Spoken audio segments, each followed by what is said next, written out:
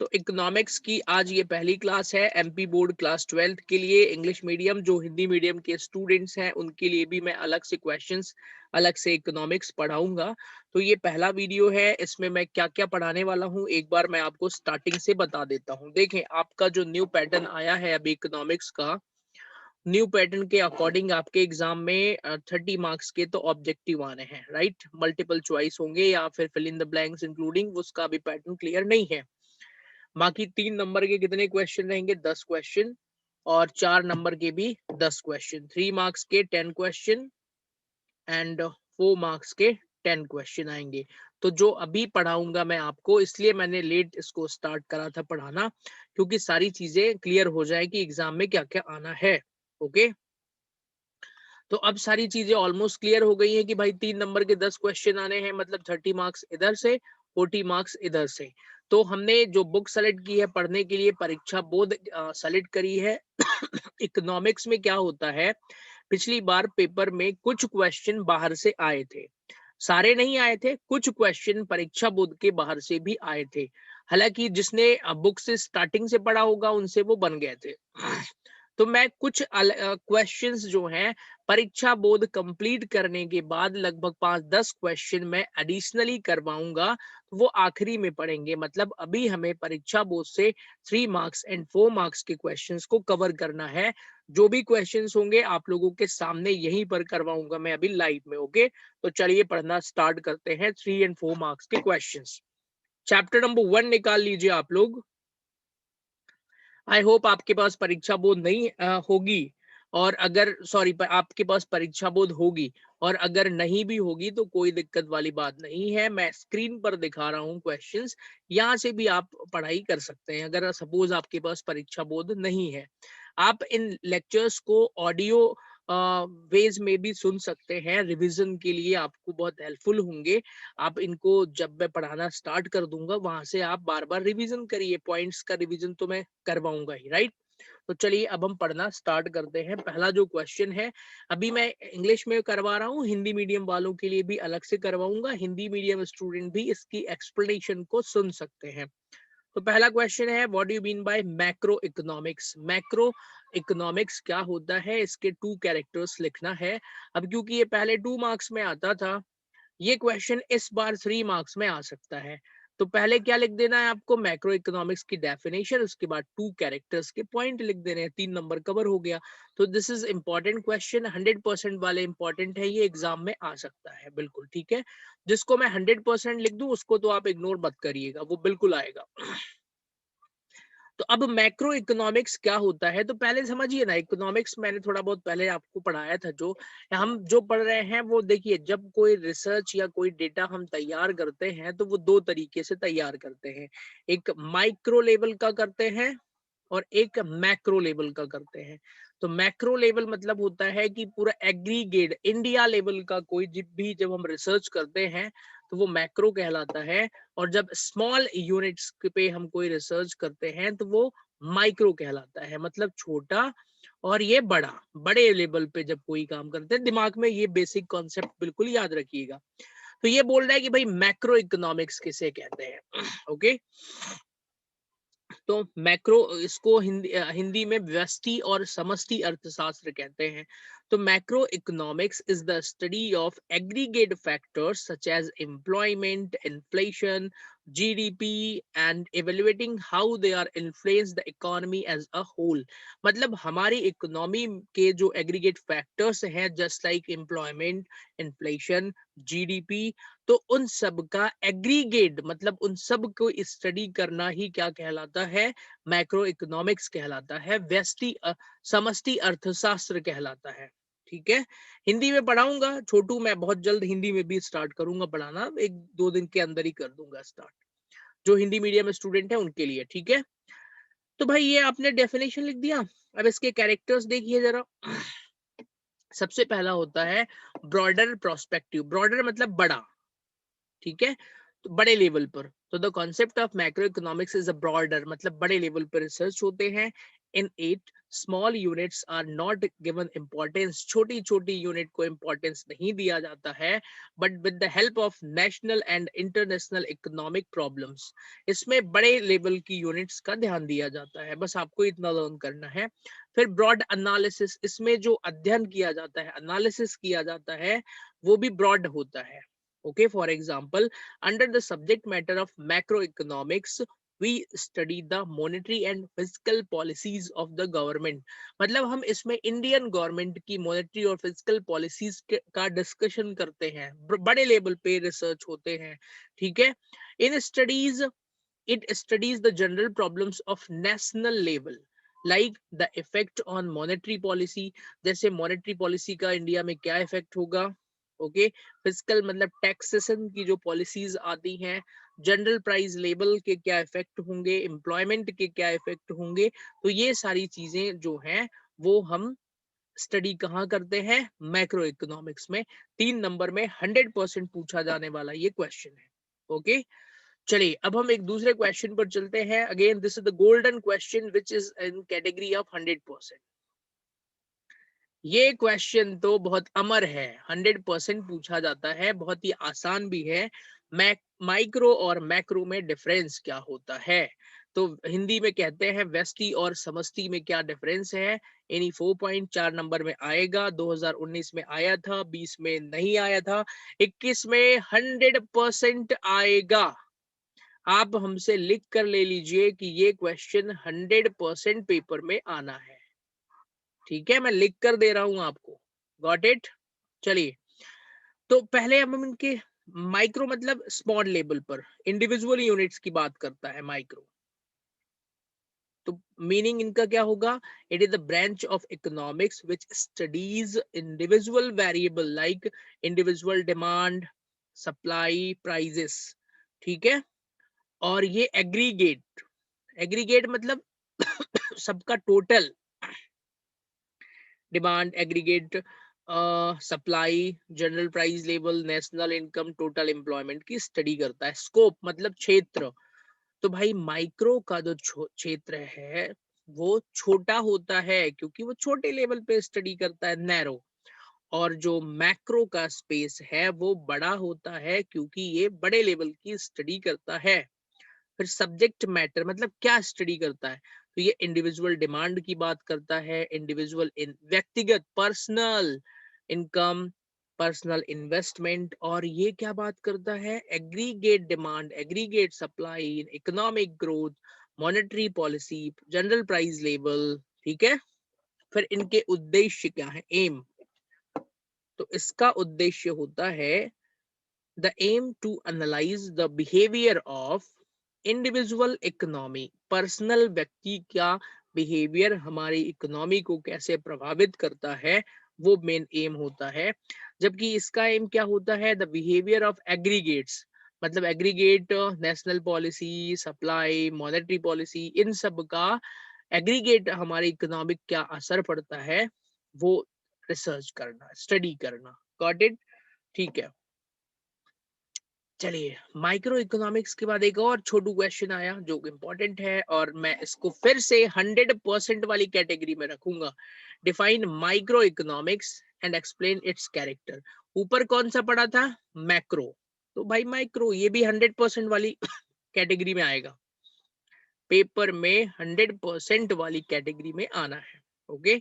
The word micro is originated from the Greek word mikros. ध्यान से सुनिए, आप चाहें तो एग्जाम में ये लिख सकते हैं, भूल जाए तो कोई दिक्कत नहीं है.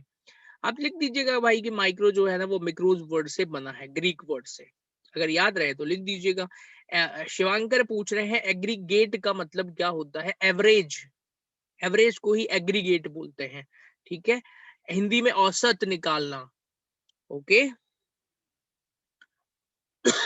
सॉरी.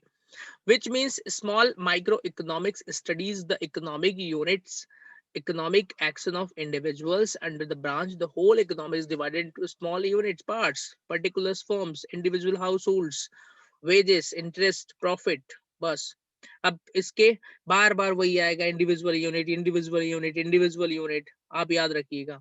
अब इसके 2 कैरेक्टर लिखने हैं आपको.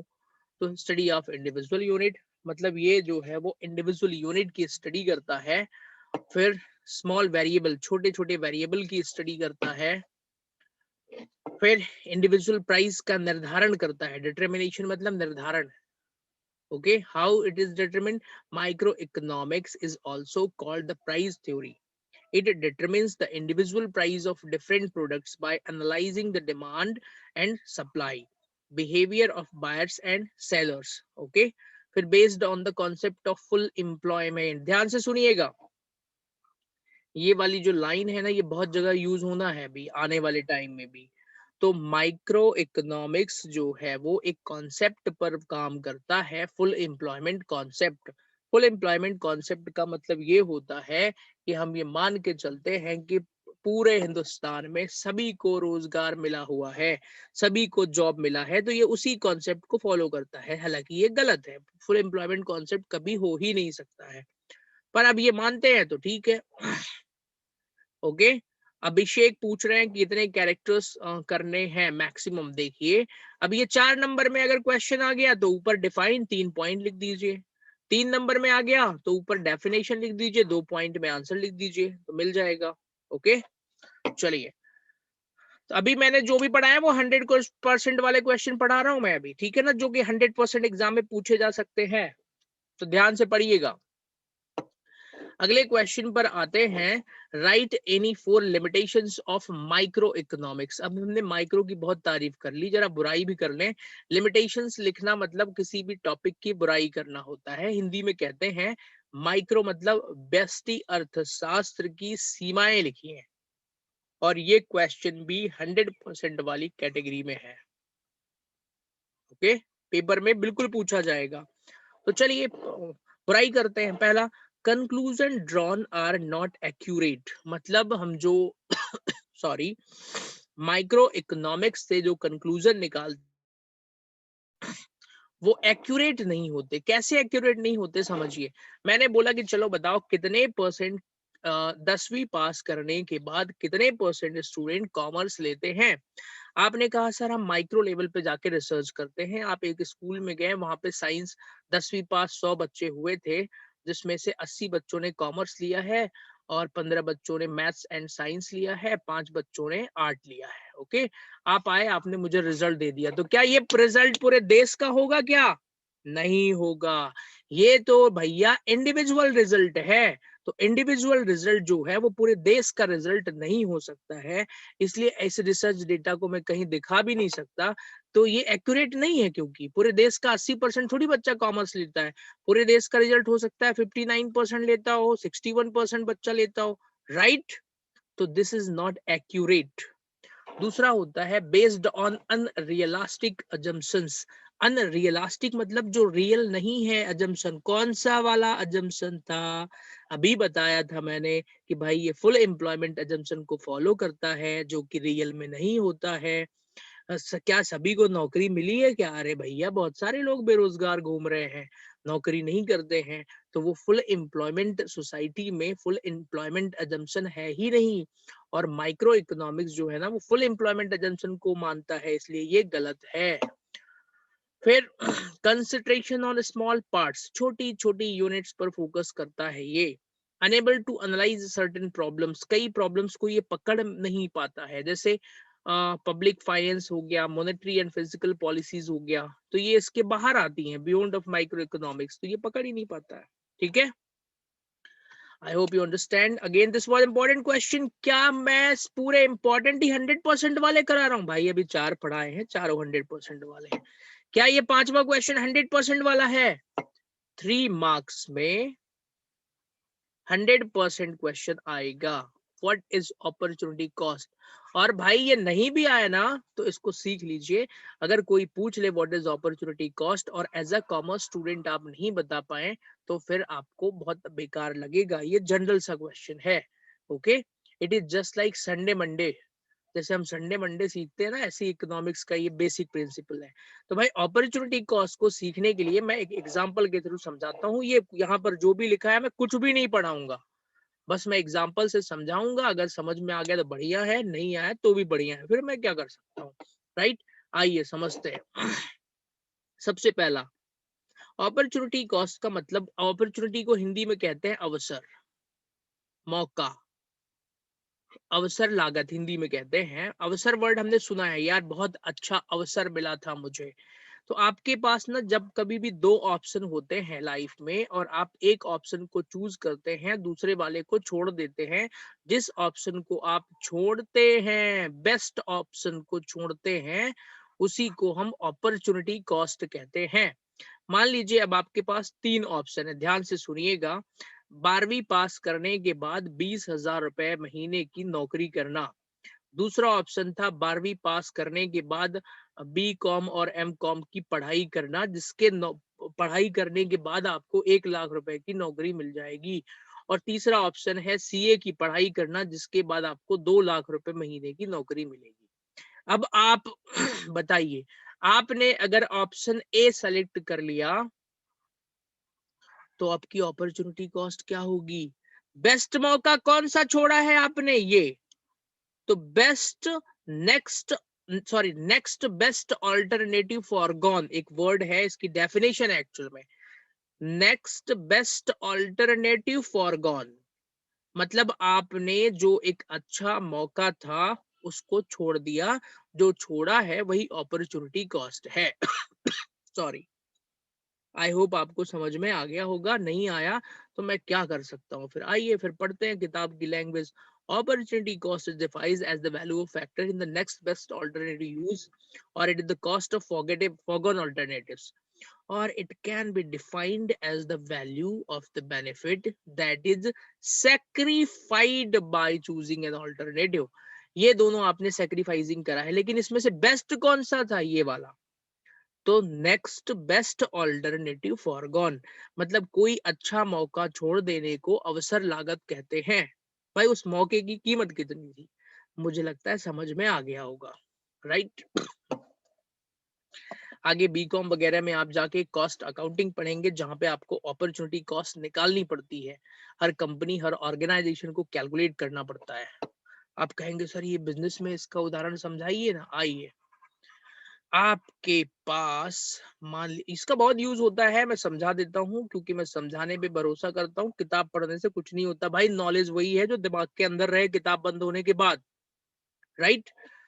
आपके पास मान लीजिए शहर में एक चौराहे पर एक, यहाँ पर एक आपकी बिल्डिंग है, ओके। अब आपके पास कई सारे ऑप्शन है। पहला ऑप्शन कि वहां पे एक रेस्टोरेंट ओपन कर दो आप, उस रेस्टोरेंट से आपको साल भर में 10 लाख रुपए की कमाई होगी। दूसरा ऑप्शन, रेंट पर दे दो आप, जिसमें साल भर में 8 लाख रुपए मिलेंगे आपको। तीसरा ऑप्शन, ऑफिस कॉमर्शियल यूज के लिए दे दो आप, जिसमें 20 लाख रुपए मिलेगा। चौथा ऑप्शन, सेल्फ यूज, खुद यूज करो। आपने कहा भाई मैं तो सेल्फ यूज करूंगा उस ऑप्शन का। अब आपने सेल्फ यूज कर लिया, खुद रहने लग गए। What is opportunity cost of this place, this building?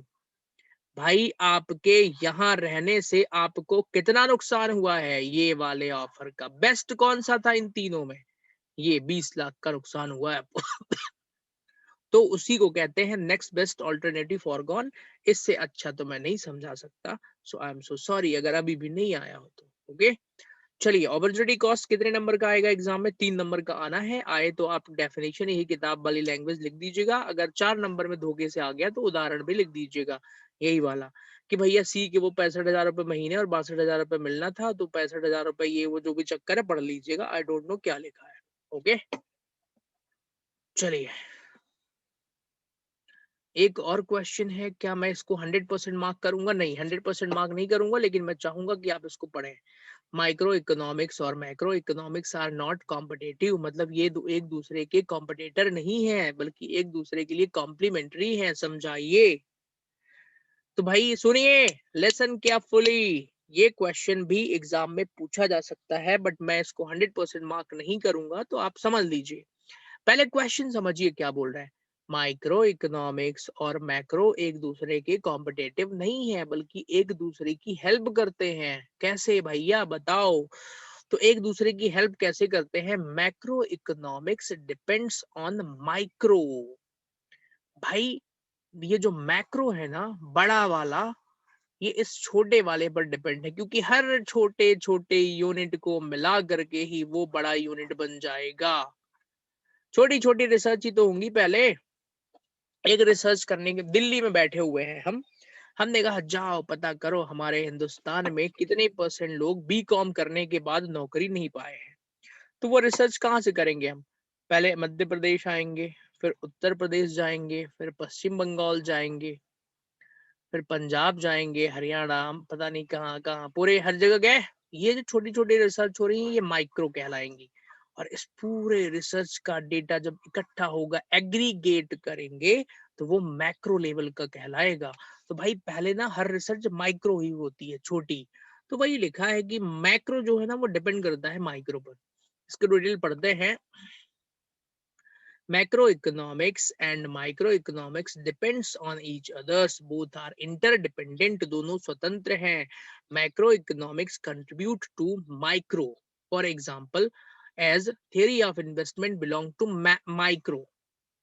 It is desired from the behavior of the individual entrepreneur. The theory of aggregate investment factors can also be derived from microeconomics. Please पढ़ लीजिएगा आगे।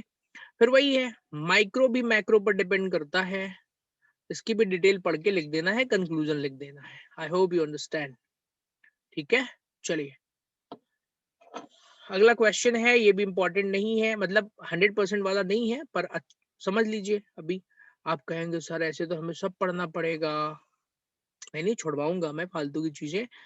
Right 4 qualities of a macro economics. Qualities इसी की जगह पे importance पूछ ले तो मैक्रो की तारीफ करनी है, आइए कर देते हैं। 4 मार्क्स के लिए इंपॉर्टेंट क्वेश्चन है।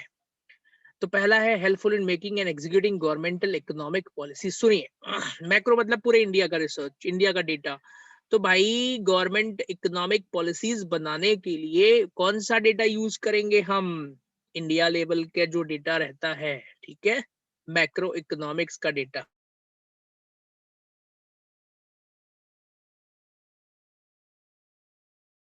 हिमांशु आपने अभी पूछा था कि क्या इसको अपॉर्चुनिटी कॉस्ट को मार्जिनल अपॉर्चुनिटी, देवांश आपने पूछा था, अभी आगे पढ़ाऊंगा मैं, वो आगे आएगा। हिमांशु आपने पूछा था क्या एग्जाम्पल सहित लिखना पड़ेगा, पढ़ लीजिएगा बढ़िया रहेगा। तो भाई मैक्रो की अच्छी क्वालिटी क्या है कि गवर्नमेंट पॉलिसीज बनाने के लिए इसका उपयोग होता है। दूसरा है हेल्पफुल फॉर माइक्रो, छोटी छोटी जो माइक्रो लेवल की स्टडीज होती हैं उसके लिए भी मैक्रो हेल्पफुल होता है, ऊपर अभी बताया मैंने। इकोनॉमिक मेजर डेवलपमेंट के लिए भी बहुत जरूरी है, जैसे कंजम्पशन कितनी है, इनकम लेवल कितना है, कैपिटल फॉर्मेशन करना है, तो ये डेटा बहुत जरूरी है। इन्फ्लेशन निकालना है, देश की महंगाई, डिफ्लेशन, तो ये सब कौन से डेटा से निकालेंगे? Macro. Got it? Oh my God, क्या मैं इकोनॉमिक्स पढ़ा रहा हूँ? बिल्कुल। क्या एमपी बोर्ड के लिए पढ़ा रहा हूँ? हाँ। सुनिए ये वाला क्वेश्चन जो अगला है ये 100% इंपॉर्टेंट क्वेश्चन है, और प्लीज मैं रिकमेंड करूंगा कि भाई इसको इग्नोर मत करिएगा, अच्छे से पढ़िएगा। 4 मार्क्स में ये क्वेश्चन आ सकता है 100%। ठीक है, आज मैं ज्यादा चिल्ला चिल्ला के नहीं पढ़ा रहा हूँ क्योंकि थोड़ा सा सर्दी जुकाम है। तो explain the central problems of an economy. किसी भी इकोनॉमी की मुख्य सेंट्रल प्रॉब्लम्स कौन कौन सी हैं? बहुत ही आसान है, हम इतना बड़ा पढ़ेंगे और पता चला भूल गए। सुनिए इसको, ये इतना बड़ा आंसर है, आप कहेंगे सर क्या हमें इतना बड़ा आंसर लिखना पड़ेगा क्या? नहीं ऐसा नहीं है, मैं काम की चीजें बता रहा हूँ। 3 ही प्रॉब्लम है। सुनिए पहला है व्हाट टू प्रोड्यूस, मतलब क्या बनाएं, इसको समझते हैं। हर एक इकोनॉमी की प्रॉब्लम ये है कि हम क्या प्रोड्यूस करें। क्या प्रोड्यूस करें मतलब बताइए, इसका एग्जांपल बताइए। हम क्या गन बनाएं कि रोड बनाएं? कि जैसे मोदी जी तो लैट्रिन बनवा रहे हैं घरों में और सबके घर बनवा रहे हैं, तो अमेरिका वाला क्या बना रहा है? रोड भी बन चुकी भाई, वो तो गन भी, वो तो राफेल और ऐसी चीजें बना रहा है, वो रॉकेट बना रहा है ना। तो व्हाट टू प्रोड्यूस में उसके पास ना ये, उसको घर घर लैट्रिन नहीं बनवाना है, घर घर रोड नहीं बनवाना है, बिजली की समस्या नहीं है उसके देश में, तो वो बड़ी चीजें कर रहा है। इंडिया में तो बेसिक पर काम हो रहा है अभी, राइट। तो इंडिया में व्हाट टू प्रोड्यूस में एक बड़ी मतलब चूज करना पड़ता है गवर्नमेंट को। जब पॉलिसीज बनाते हैं तो हम कहाँ पर पैसा इन्वेस्ट करें पहले, what to produce, sugar, cloth, या दैट्स ग्रेट एग्जांपल प्रियंका। फिर तो पहला निर्णय आपको यही लेना पड़ता है, व्हाट टू प्रोड्यूस। जैसे पाकिस्तान कंट्री है, पाकिस्तान सोचता होगा कि क्या बनाया, उसको तो डेवलपमेंट से मतलब नहीं, वो तो गन बनाएगा, बारूद बनाएगा, यही बनाएगा, एटम बम बनाएगा। लेकिन जो इंडिया जैसी कंट्री है वो क्या बनाएंगी भाई, जो वो अपनी जो पॉपुलेशन है उसकी बेसिक नीड को पूरा करने के लिए सारी चीजें बनाएंगी। तो वही है, we have to decide, we मतलब India have to decide which wants are to be taken on priority. Modi ji आए, उन्होंने कहा बुलेट ट्रेन बनाओ। ठीक है भाई, जरूरत है, बुलेट ट्रेन भी बन रही है इंडिया में, जो चीजें जरूरी हैं। तो व्हाट टू प्रोड्यूस मतलब हम क्या चीजें बनाएं। अब ये पूरा यही लिखा है भाई, तो आप इन दोनों पॉइंट को इग्नोर कर सकते हैं। यहाँ एग्जाम्पल वगैरह लिखे हैं कि शुगर बनाए कि क्या बनाए, राइफल, गन, टैंक, ये वो सब ठीक है, आप पढ़ लीजिएगा, एग्जाम में इनको नहीं लिखना है। ये सुनिए, परीक्षा बोर्ड में मेरे साथ पढ़ने से आपको यही फायदा मिलेगा कि कौन सी चीजें हटा देनी है वो मुझे मालूम है। तो अब आपका समय बच जाएगा भाई, इसको पढ़ना ही नहीं है। Got it. एग्जाम्पल आप चाहे तो पढ़ सकते हैं। चलिए आगे बढ़ते हैं। पहली प्रॉब्लम क्या थी, व्हाट टू प्रोड्यूस। दूसरी प्रॉब्लम क्या है, how to produce. How to produce मतलब उस प्रोडक्ट को हम कैसे बनाएं। ठीक है, या हरिओम, आपने बिल्कुल सही लिखा है। हाउ टू प्रोड्यूस मतलब the production, how to produce the second problem of resource allocated. How to produce means how organize the production. There are two techniques. हाँ, ये वाला मैं समझा देता हूँ। लेबर इंटेंसिव टेक्निक और एक कैपिटल इंटेंसिव टेक्निक, इसको ना समझना पड़ेगा। सुनिए, जब मैं 12वीं में था तो मुझे ये समझ में नहीं आया था, फिर जिस दिन मुझे समझ में आ गया बहुत मजा आया था। सुनिए, जब मैं सीए में गया, मैंने इकोनॉमिक्स पढ़ी, मुझे ये समझ में आ गया तो बड़ा अच्छा लगा कि भाई बड़ा आसान है। लेबर इंटेंसिव टेक्निक का मतलब होता है कि हम कोई भी काम जब करवाएं मैन्युफैक्चरिंग, तो क्या हम मैन पावर का यूज करके करवाएं, या कैपिटल इंटेंसिव टेक्निक का मतलब कि मशीनों का उपयोग करके हम वो चीज करवाएं। Machine, computer, technology, man power. मान लीजिए ये एक रोड बनानी है, कौन सी टेक्निक यूज करेंगे आप, कैपिटल वाली कि लेबर वाली। भाई वैसे तो आजकल रोड में ना, आप कहेंगे सर दोनों ही टेक्निक यूज होती है, सर आप गलत बोल रहे हैं। भाई मतलब ज्यादा कौन यूज होती है, ज्यादा काम किससे होता है, कैपिटल इंटेंसिव टेक्निक। लगा दिया जेसीबी, लगा दिया बड़ी बड़ी मशीनें और काम चल रहा है। ठीक है, तो वो आपको निर्णय लेना पड़ता है। लेबर इंटेंसिव मतलब पूरा काम लेबर करेगा। तो कई भाई अब मशीनें नहीं है, पाकिस्तान जैसे देशों में रोड बनानी है तो वहां तो मशीनें हैं नहीं, तो कौन बनाएगा, फिर वो लेबर इंटेंसिव यूज करेंगे। आपको कोई इंडस्ट्री ओपन करना है किसी रूरल एरियाज में, वहां पर मशीनें नहीं है, तो कौन सी टेक्निक यूज करेंगे आप, बताइए। more machinery used than labor, it is called capital intensive. Devansh, या you are right। तो भाई मशीनें जब ज्यादा यूज करेंगे तो कैपिटल इंटेंसिव, और लेबर ज्यादा यूज होंगे तो लेबर। तो हाउ टू प्रोड्यूस में ये भी लिख दीजिएगा। फिर तीसरी समस्या क्या है, फॉर हुम टू प्रोड्यूस, किसके लिए काम करें। फॉर हुम मतलब किसके लिए काम करें, गरीबों के लिए काम करें या फिर अमीरों के लिए काम करें, आईफोन का प्रोडक्शन करें या फिर ब्रेड और रोटी का की व्यवस्था बनाएं, मतलब लोगों के लिए। तो वही है, क्या बनाएं। ठीक है, हाउ मच टू प्रोड्यूस, कितनी ब्रेड बनाना है, कितने आईफोन बनाना है, ये निर्णय लेना पड़ेगा ना आपको। भाई आईफोन के यूजर इंडिया में बढ़ रहे हैं, कितने सैमसंग फोन बनाना है, उसकी व्यवस्था बनाएं, या फिर खाने के लिए बेसिक चीजें जहां 5 करोड़ लोग भूखे मर रहे हैं उनकी व्यवस्था बनाएं। तो ये भी निर्णय लेना पड़ता है।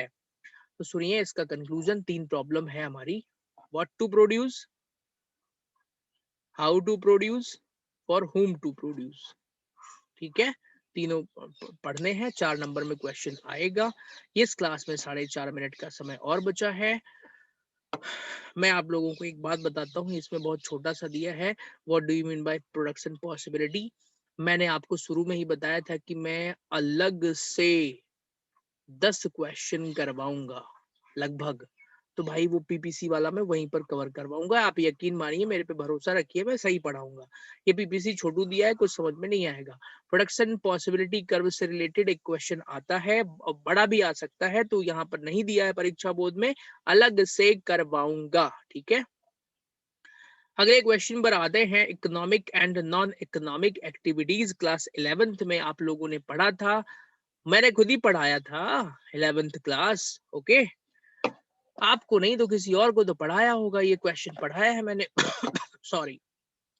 इकोनॉमिक और नॉन इकोनॉमिक एक्टिविटीज, भाई 11वीं का पहले चैप्टर का पहला क्वेश्चन यही हुआ करता था, पढ़ लीजिएगा, अच्छा क्वेश्चन है, आ सकता है। इकोनॉमिक एक्टिविटीज में पैसे कमाने के लिए काम करते हैं, नॉन एक्टिविटीज में वेल्थ जनरेट नहीं की जाती है, सेटिस्फेक्शन के लिए काम करते हैं। यहाँ पे ऑब्जेक्ट क्या है, अर्निंग वेल्थ, यहाँ पे नॉट अर्निंग वेल्थ। ये वैलिड और लीगल होता है, ये not always legal. Non economic कुछ भी मर्डर करने का ठेका लेना, नॉन इकोनॉमिक एक्टिविटीज है भाई, मैं तो शौक के लिए मर्डर करता हूँ, मान लो ऐसा कोई है, तो ये it can be legal also, illegal also. ठीक है, फिर they are done for fulfilling the wants of man, और यहाँ पे desire and emotions, non economic activities. एक डॉक्टर है, वो क्लिनिक में बैठता है तो पैसे लेता है, अपने बेटे की दवाई करेगा तो फ्री में करेगा ना, डिजायर एंड इमोशंस। ठीक है, ये भी पढ़ लीजिएगा, अच्छा क्वेश्चन है। 2020 में सारे बच्चों को झटका दिया इन लोगों ने इस क्वेश्चन को दे करके। What is normative economic analysis, सुनिएगा ध्यान से। एक होता है पॉजिटिव एनालिसिस, पॉजिटिव, और एक नॉर्मेटिव। ठीक है, तो ये नॉर्मेटिव पिछली बार आया था, ये रेगुलर क्वेश्चन नहीं है, इन्होंने पूछा था, फिर भी बता देता हूं मैं इसको। तो जब हम एक एनालिसिस करते हैं कि व्हाट ऑट टू बी या व्हाट शुड बी, जब हम इकोनॉमिक स्टडी में सलाह देना शुरू करते हैं, एडवाइस देना शुरू करते हैं, तो in normative economic analysis the desirability of different mechanism checked and sorry and recommendation are prescribed for making corrections. अगर हम सलाह देना शुरू करें कि ये काम कैसे होना चाहिए, what ought to be, what should be, तो उसको हम कहते हैं नॉर्मेटिव इकोनॉमिक। ठीक है, चलिए लास्ट क्वेश्चन है हमारा, टाइम भी हो चुका है क्लास का, 1 मिनट की क्लास बची है, लास्ट क्वेश्चन है। मैं इस क्वेश्चन को इस बार रैंक दूंगा 100% में, पिछली बार भी दिया था, मुझे याद है, बच्चों ने पढ़ा था, पेपर में आया था। पहला पॉइंट है सेंट्रली प्लान्ड इकोनॉमी और मार्केट इकोनॉमी। तो भाई इनका मीनिंग क्या होता है, economic activities are planned by the government और द सेंट्रल अथॉरिटी, और ये मार्केट इकोनॉमी मार्केट के द्वारा प्लान होती है। फिर यहाँ पर क्या होता है, the resources and the slowly engaged in the production and distribution of goods and services। यहाँ पर क्या होता है, price of goods and services are determined by market forces. Um, इसका सोशल वेलफेयर का काम होता है, और इसका काम तो भाई प्रॉफिट कमाना ही होता है, मार्केट इकोनॉमी का। ठीक है, चलिए, so thanks for connecting everyone, see you in next live session tomorrow, कल हम पढ़ेंगे आगे। Okay, bye bye to all of you, मिलते हैं नेक्स्ट लाइव सेशन में। ये वीडियो अगर आप यूट्यूब पर देख रहे हैं तो बाकी अपने फ्रेंड्स को भी शेयर करें। मैं एमपी बोर्ड का जो अभी क्वेश्चंस हैं परीक्षा बोर्ड से, वो जरूर करवाऊंगा मैं, आप लोग भी सपोर्ट करें सभी लोग। Thanks for connecting, see you in next live session, bye bye.